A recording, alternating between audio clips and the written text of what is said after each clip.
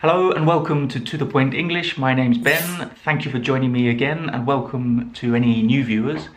Now, those of you who have been following my channel for a while now will know that I've made dozens of videos full of tips and advice and vocabulary on how to pass the Cambridge English exams, specifically the B2 First, the C1 Advanced and the C2 Proficiency. And I think those videos are useful and helpful for anyone studying any English exam really. But there's something bigger than that we're going to talk about today, because you can have all the tips, all the tricks and strategies for passing an exam, but if you get too nervous on the day of the exam, then that's all going to go out of the window really. You're not going to be able to give your best performance possible. Now, the first thing I should say is that nerves are completely normal. It's completely normal to be nervous in any exam. Probably in your school exams or university exams, you got nervous. And in a speaking exam, particularly, I mean, it's a very strange, unnatural situation, and public speaking is one of the greatest fears humans have. So you're not alone if you get nervous. And being nervous, the state of being nervous, is physiological, and it gave us an evolutionary advantage. Our ancestors, if they didn't feel nervous when they were walking through a jungle with all the dangers of, I don't know, snakes or panthers or poisonous frogs, I don't know. If they hadn't felt nervous, then they probably wouldn't have survived, because you need to be attentive. And nerves help you focus when you perceive danger. I mean, I wouldn't call an English exam a dangerous situation, but our brains sometimes perceive it in that way. So nerves can help us to focus on the exam, but excessive nerves can be detrimental. They can have a negative effect on our chances of passing the exam. So in this video, I'm going to give you 5 tips on how not to be nervous in the speaking paper of your English exam. And number 1 is, don't be scared, be prepared. Do you like that? I think I came up with that slogan, that phrase. Maybe not, maybe I heard it from someone else, but it rhymes, so it must be true, right?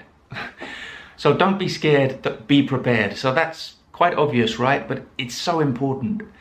With anything in life, the more prepared you are, the less nervous you will be. That's just a fact. And with the English exams, you can prepare. You have hopefully plenty of time if you give yourself months beforehand to prepare. So on the day of the exam, you'll be more confident of your ability to pass the exam. Now, today we're speaking specifically about the speaking paper. Obviously, you can't prepare for the questions you're going to get, but you can prepare your strategy for each part of the exam. So for the C1 Advanced, for example, part 2, where you have to compare two photos, you can prepare how you're going to manage your time, what vocabulary you're going to use to compare, to speculate, all those kind of things, which I've spoken about in previous videos. But if you're prepared, if you feel that you can't do anything more, then you should be less nervous. So don't be scared, be prepared. Tip number 2, yeah, other people don't care as much as you think they do, or as much as you do. Now, we are all the center of our own universes, right? You are the center of your universe, I'm the center of my universe, Cristiano Ronaldo is the center of his universe. Well, he thinks he's the center of everyone's universe, but you get the idea. We're all walking around with a spotlight on ourselves, but everybody is individually doing that. We're not really thinking about how other people are feeling all the time. Of course, with friends and family and loved ones, yes, we care about them and we worry about them. But one of the main reasons that people get nervous when speaking in public is FOPO, which is fear of other people's opinions. Now, you may think, well, no, I get nervous because I'm worried about getting a good score, about passing the exam. That may be true, but if you could do the speaking paper on your own in a room with no one else around, do you really think you'd get as nervous as you would in a room with the interlocutor and the assessor and your partner? I suspect you wouldn't. So a lot of it is about the perception, the fear of other people's opinions. And really, your partner is not thinking about you. Your partner is worried about their own performance. The examiner, yes, the examiner is paying attention to what you're saying, But the examiner has seen dozens of candidates before you and will see dozens of candidates after you. And they will go home that evening, they will have their dinner with their families, they will go out and socialize. You are not the center of their universe. So I think it helps your nerves. It helps me when I'm in those types of situations, just to think, I'm not the center of everyone else's universe. So just relax, do the best you can. Other people don't care as much as you probably think. And number 3 is visualization. So this is really important. Top athletes and top performers practice this method. So an athlete may visualize how they're going to perform in their next race or their next event. And in an exam, you can get a lot of benefit from doing this too. So we're talking about the speaking paper here. So the night before the exam and maybe the morning of the exam, just before you go into the examination center, just visualize yourself walking into the examination room, smiling, looking the examiners in the eye, saying hello to your partner, sitting down and answering the first question.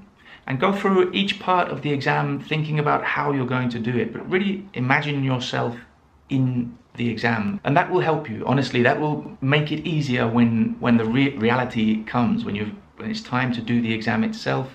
You should feel a little bit more prepared and less nervous. So visualization is a really useful method.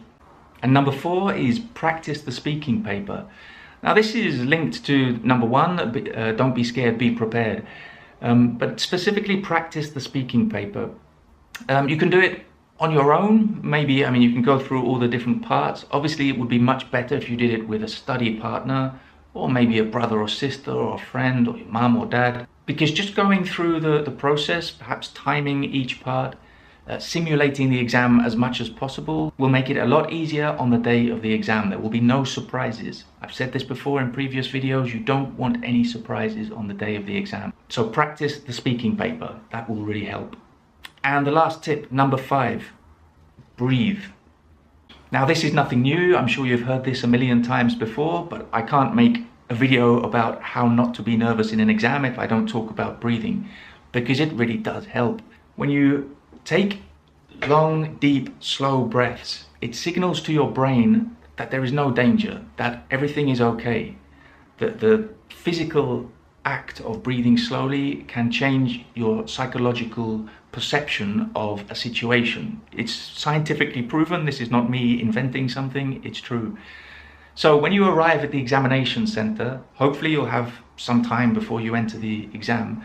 Just go and sit in a corner somewhere and just take 5, 6, 7, as many deep breaths as necessary.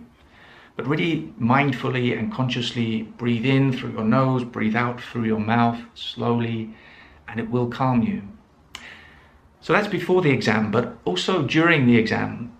Before you answer each question, just take a deep breath in and then start. Because again, that will just signal to your brain that, okay, yes, you're nervous, but you're in control. You will still be nervous. You're not going to get rid of the nerves completely. They're not going to disappear, but it will be a nervousness that is not going to negatively affect your performance in the exam. So breathe. So just to recap, don't be scared, be prepared. Other people don't care as much as you think they do. Visualize, practice the speaking exam in particular, the whole speaking paper, and breathe. And remember, it's not the end of the world if you fail the exam, I promise. You want to do everything possible to pass it, but life goes on after the Cambridge English exams. Okay guys, thank you for joining me again, and I hope to see you very soon for another video. Take care, bye.